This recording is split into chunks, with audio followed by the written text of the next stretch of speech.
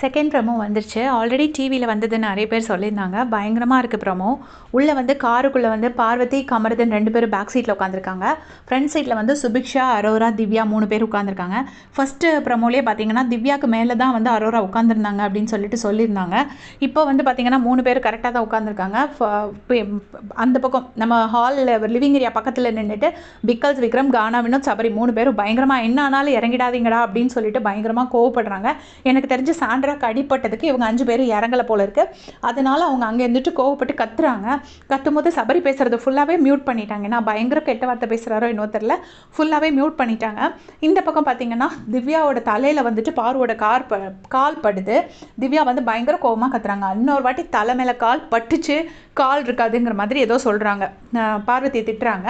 Parvati as usual அப்படியே உட்காந்துருக்காங்க பேசாமல்.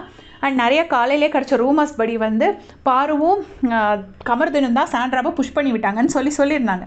எனக்கு அந்த 2 பேரோட பேர் தெரியும். பட் தெரியாமல் யாரையும் அக்யூஸ் பண்ணக்கூடாதுங்கிறதுனால தான் நான் வந்து வீடியோஸில் அவங்க 2 பேர் பேர் சொல்லி அவங்க புஷ் பண்ணாங்கங்கிறத சொல்லலை. பட் அவங்க புஷ் பண்ணியிருக்காங்கங்கிறது வந்து நல்லா கன்ஃபார்ம் ஆகிடுச்சு. ஏன்னா சபரி சொல்கிறார், ஒரு கேமுக்காக தள்ளிட்டேடா அப்படின்னு சொல்லிட்டு தள்ளின பாரு அப்படின்னு சொல்லி திட்டுறாரு. திட்டிட்டு கமருதனையும் ஏதோ திட்டுறாரு.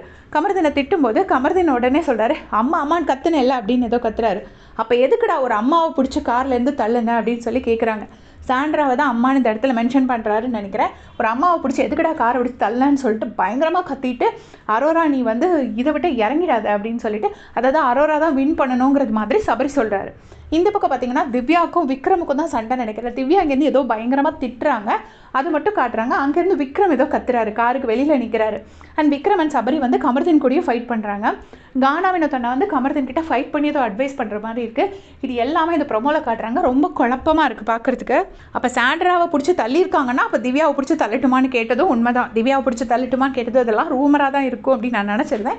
ஸோ திவ்யா பிடிச்சி தள்ளட்டுமான்னு இவங்க கேட்டிருக்காங்க. சாண்ட்ராவை பிடிச்சி தள்ளினது வந்து சபரி ப்ரமோலேயே சொல்லிட்டாரு, இந்த மாதிரி ஒரு கேவலமாக ஒரு கேமுக்காக இப்படி பண்ணியிருக்கீங்களே அப்படின்னு சொல்லிட்டு அரோராவுக்கிட்ட நீ காரை விட்டு இறங்கிறாதடின்னு சொல்லிட்டு போகிறாரு. ஸோ அதனால தான் வந்து அரோரா, சுபிக்ஷா கடைசி வரைக்கும் இருந்திருக்காங்க போல இருக்கு, வின் பண்ணியிருக்காங்க. அப்போ இப்படி போச்சுன்னா டாப் 9ல் பாதி பேர் இதுலேயே எவிக்ட் ஆகி போயிட்டாங்கன்னா அப்புறம் எப்படி ஓட்ஸ்லாம் டிஸ்ட்ரிபியூட் ஆகும், என்ன ஆகும் ஒன்றுமே எனக்கு தெரியல. ரொம்ப மொத்தத்தில் எனக்கு செம்ம அப்செட்டாக இருக்குது. எந்த நியூஸுமே எனக்கு ஹாப்பியாக இல்லை. அதை பற்றி உங்களுடைய கமெண்ட்ஸ் சொல்லுங்கள். தேங்க்ஸ் ஃபார் வாட்சிங்.